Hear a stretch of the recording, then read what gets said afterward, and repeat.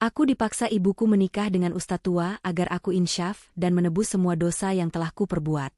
Aku syok saat malam pertama itu bersama ustadz. Ternyata, namaku Livia. Malam itu, aku terduduk lemas di tepi kasur tipis di kamar kos Jakarta. Kipas angin tua yang berderit di langit-langit tidak mampu menghalau panas yang menempel di kulitku. Tapi bukan itu yang membuatku gelisah. Mataku menatap kosong pada 2 garis merah di test pack yang sejak tadi ku genggam erat. Positif. Tanganku gemetar. Jantungku berdebar kencang, bukan karena terkejut, tapi karena takut. Aku tahu siapa ayah dari bayi ini. Tapi dia sudah lama pergi, bahkan tidak pernah menoleh lagi setelah malam itu. Aku bodoh. Terlalu percaya, terlalu cinta, dan terlalu ceroboh. Beberapa hari terakhir, ibu terus menghubungiku. Bu Mira, ibuku, sudah curiga dari caraku bicara yang berubah, tubuhku yang lemas, dan wajahku yang makin pucat. Dan hari ini, dia datang ke kosan, membuka pintu dengan paksa, dan mendapati aku tengah menangis sambil memegang test pack. Astagfirullah. Livia, apa ini? Suaranya nyaris tak terdengar. Aku tak menjawab. Hanya diam. Dan saat ibu jatuh terduduk di lantai, aku tahu hidupku sudah tak sama lagi. Kalau begitu, kamu harus menikah. Sekarang juga, katanya pelan, tapi tegas. Aku memandang ibu tak percaya. Menikah? Sama siapa? Pria itu sudah pergi, Bu. Ibu menggeleng, lalu dengan lirih berkata, dengan Ustadz Zain. Aku tercekat. Apa? Ibu gila? Dia 2 kali usia aku. Dia guru mengaji di kampung. Tapi ibu tak peduli. Dia orang baik. Dia tahu tentang ini, dan dia bersedia menikahimu. Asal kamu tobat. Dia hanya minta kamu belajar agama, Livia. Aku tidak percaya. Dosa ini sudah membawaku sampai di ujung jurang. Dan sekarang, aku harus menikah dengan pria yang bahkan tidak pernah kusapa seumur hidup. Namun, di balik semua keterpaksaan itu, aku juga tahu, aku sudah tak punya pilihan lain. Perutku akan semakin membesar. Nama baik keluarga dipertaruhkan. Dan seorang anak, tak seharusnya lahir tanpa nama ayah. Baik, Bu. Ucapku akhirnya, nyaris berbisik. Malam itu, aku menyerahkan hidupku, bukan karena cinta, tapi karena dosa. Pernikahan itu berlangsung sederhana. Hanya ada beberapa saksi, penghulu, dan tentu saja, dia, Ustadz Zain. Pria paruh baya berusia 45 tahun, dengan sorot mata tenang dan janggut tipis di dagunya. Aku mengenalnya hanya sebagai guru mengaji ibu-ibu kampung. Tak pernah kusangka, dia akan menjadi suamiku. Di pelaminan kecil itu, aku duduk kaku. Bukan karena malu, tapi karena takut. Perutku yang masih rata menyimpan rahasia besar. Dan kini, aku menjadi istri dari pria yang bahkan tidak tahu apa-apa tentang masa laluku. Atau, benarkah dia tidak tahu? Setelah akad, aku dibawa ke rumahnya. Rumah tua tapi bersih. Banyak rak berisi buku-buku agama. Wangi kayu cendana menguar dari sudut ruangan. Aku merasa seperti masuk ke dunia lain. Dunia yang sunyi dan menekan. Silakan duduk, Livia, katanya lembut. Aku menuruti, tanpa berani menatap langsung ke matanya. Ustadz Zain lalu duduk tak jauh dariku.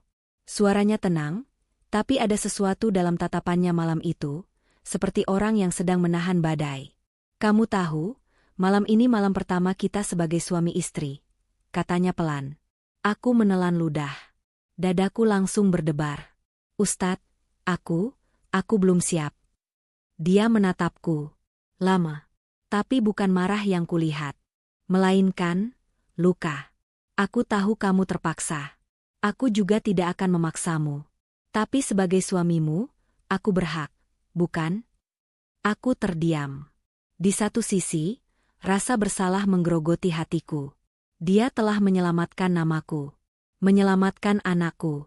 Tapi di sisi lain, aku masih belum bisa menerima semua ini sebagai takdir. Perlahan, dia mendekat. Tangannya menyentuh ujung kepalaku, lalu mengusap kepala itu dengan lembut. Livia, aku tidak akan menyentuhmu kalau kamu tidak mengizinkan. Tapi aku ingin kau tahu satu hal. Bisiknya dekat ke telingaku. Aku tahu kamu hamil. Aku menegang. Mataku langsung membesar. Jangan kaget. Ibumu jujur padaku. Tapi aku menikahimu bukan karena kasihan. Aku menikahimu karena aku ingin menebus dosamu dengan caraku. Tubuhku langsung melemas. Antara syok, takut, dan bingung. Malam itu, dia memelukku, tapi bukan sebagai pemilik tubuhku. Dia memelukku, seperti seseorang yang ingin menyelamatkanku dari kehancuran yang kuciptakan sendiri. Dan saat kututup mataku di pelukannya, aku tahu, malam pertamaku bukan malam penuh nafsu, tapi awal dari sesuatu yang tak bisa kutolak lagi. Hidup dalam pernikahan yang dimulai dari dosa. 3 hari setelah malam pertama itu, aku mulai merasakan dinginnya pandangan tetangga.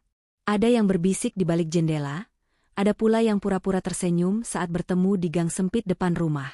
Tapi tatapan mata mereka tak bisa berbohong. Mereka tahu. Di warung dekat masjid, aku mendengar sendiri dari balik rak minuman. Itu si Livia, kan? Baru nikah, tapi katanya perutnya udah gedean. Ah masa? Tapi katanya Ustadz Zain itu orang baik. Masa ia mau nikahin bekas orang? Aku menggigit bibir. Ingin rasanya berlari, tapi kakiku terasa tertanam. Aku hanya bisa menunduk dan kembali ke rumah tanpa membeli apapun. Sesampainya di rumah, aku duduk diam di ruang tamu. Air mata menetes tanpa bisa kutahan. Tiba-tiba, pintu terbuka. Suara sandal kayu Ustadz Zain terdengar mendekat. Kenapa menangis? Tanyanya, menaruh sajadah di atas kursi.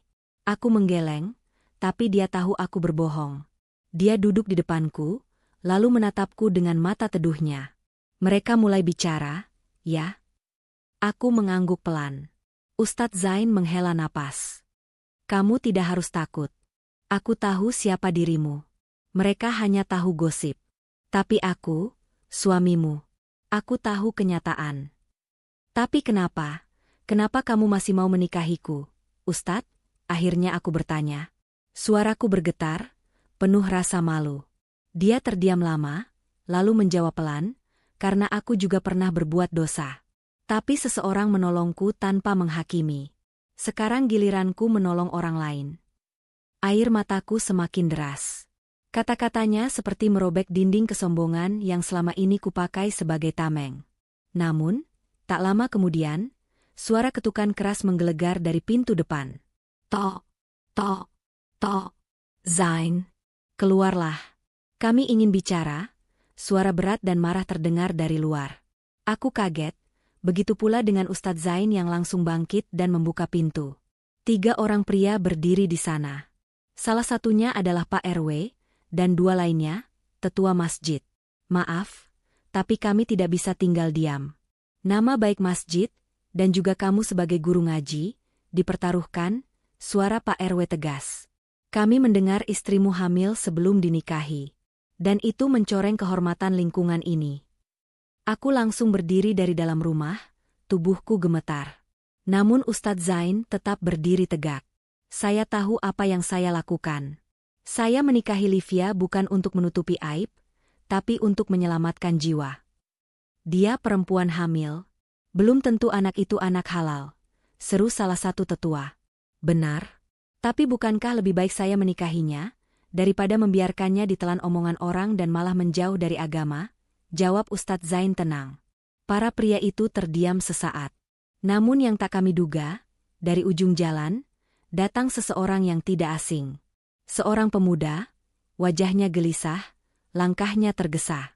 Dialah Bayu, ayah dari anak yang kukandung. Bayu berdiri di ambang gerbang. Wajahnya pucat, napasnya memburu. Semua mata langsung tertuju padanya. Pak RW, 2 tetua masjid, dan tentu saja Ustadz Zain. Aku kaku di tempatku. Dunia seakan berhenti berputar. Livia.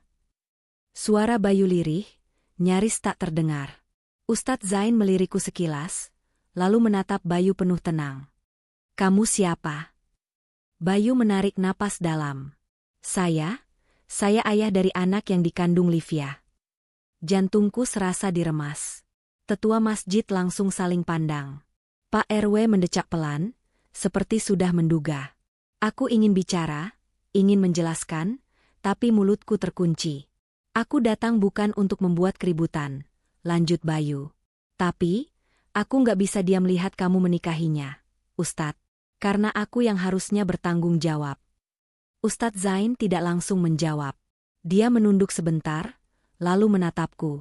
Matanya dalam, dan untuk pertama kalinya, aku tidak bisa membaca pikirannya. Kenapa kamu baru datang sekarang? Tanya Ustadz Zain, tenang tapi tegas. Bayu terdiam, matanya mulai basah. Aku pengecut. Waktu itu, aku nggak siap. Tapi waktu aku dengar Livia dinikahi orang lain, aku sadar. Aku nggak bisa lari terus.